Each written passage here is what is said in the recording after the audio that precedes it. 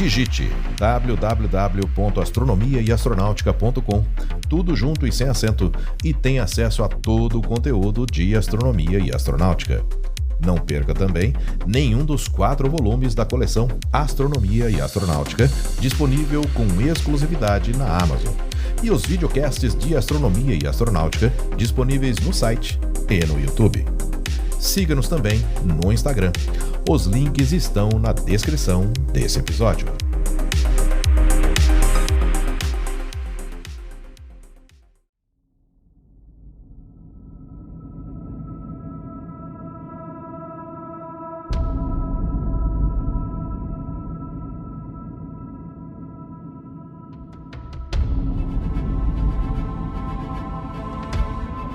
Pequenos corpos do Sistema Solar, como asteroides ou cometas, cuja órbita se aproxima da Terra.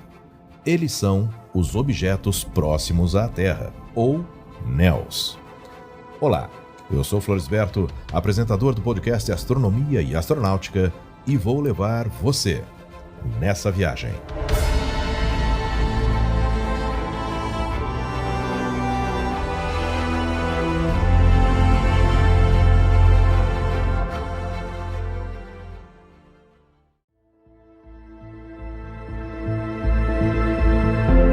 Convenciona-se como NEOs, Near Earth Objects, ou objetos próximos à Terra, corpos do Sistema Solar que, na sua maior aproximação com a Terra, ou seja, o periélio, atingem uma distância inferior a 1,3 unidades astronômicas.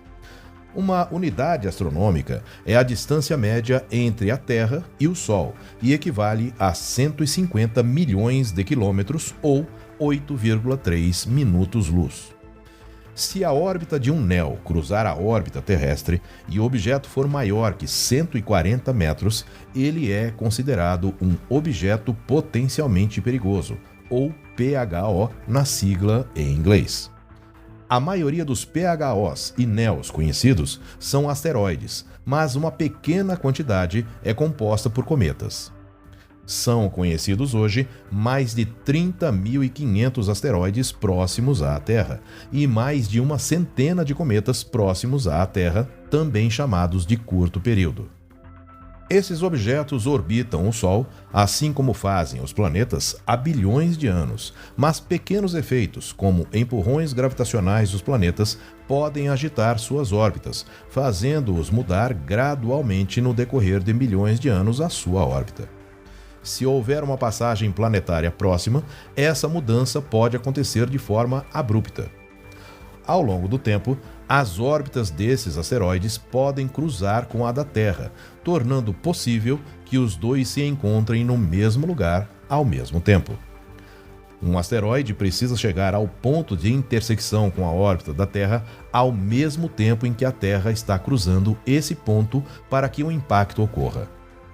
Mas mesmo a Terra é relativamente pequena em comparação com o tamanho das órbitas dos asteroides, e é por isso que os impactos de asteroides são tão raros. Mas eles podem acontecer. Se você representasse a Terra por uma bola de basquete em uma maquete, a Lua teria o tamanho de uma bola de tênis e estaria a cerca de 7 metros de distância.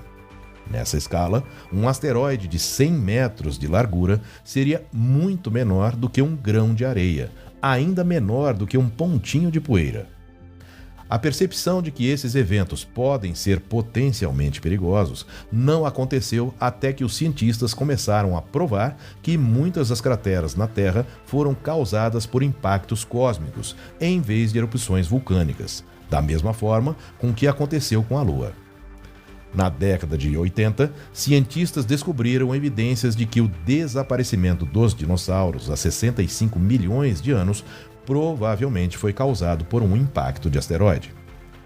Depois que os cientistas encontraram a cratera de Chicxulub, no Golfo do México, essa ideia se tornou mais certa.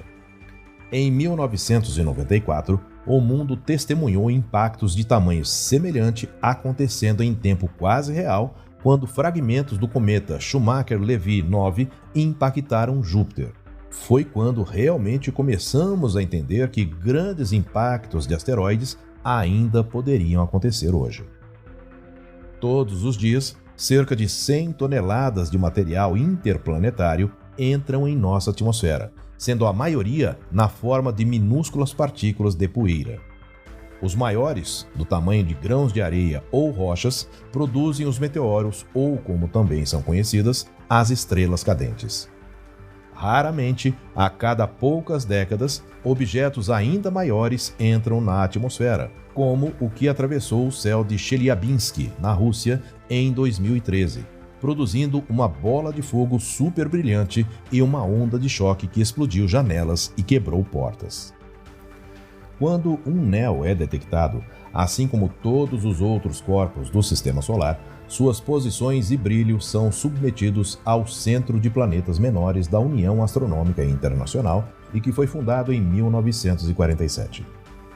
Além do centro, em 1998, atendendo a uma diretriz do Congresso, a NASA estabeleceu o Programa de Observações de Objetos Próximos, ou NEOO, na sigla em inglês, e que tem detectado, rastreado e monitorado objetos próximos à Terra desde então.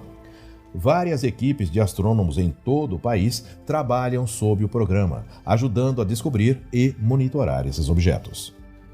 Os astrônomos calculam a órbita de um asteroide comparando as medições de sua posição à medida que ele se move no céu com previsões de um modelo de computador de sua órbita ao redor do Sol.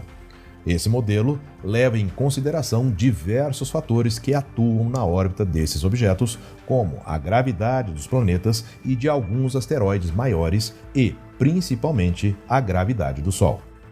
A partir daí, os astrônomos refinam o modelo da órbita para determinar o que prevê com maior precisão os locais observados no céu no momento dessas observações.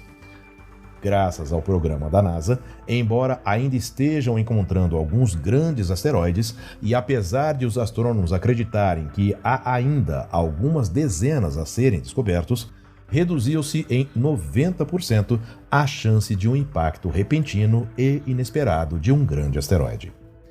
Existem duas escalas para a classificação científica dos perigos de impacto de um NEO.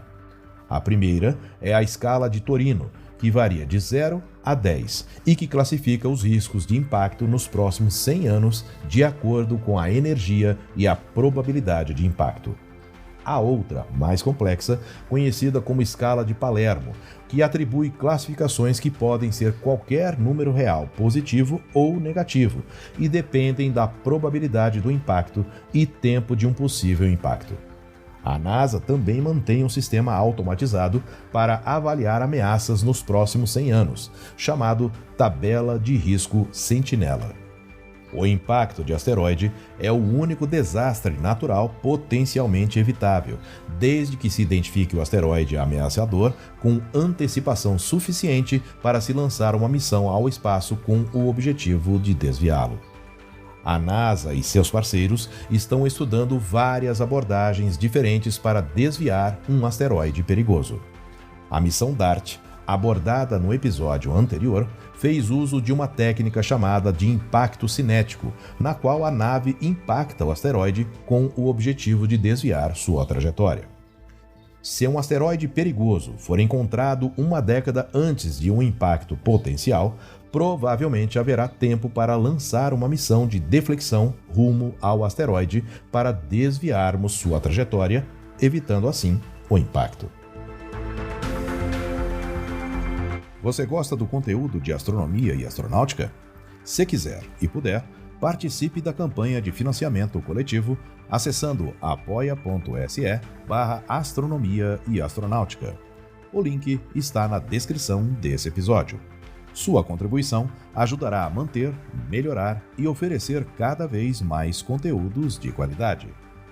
Eu sou Floresberto, produzi e apresentei esse podcast Astronomia e Astronáutica. Até a próxima viagem.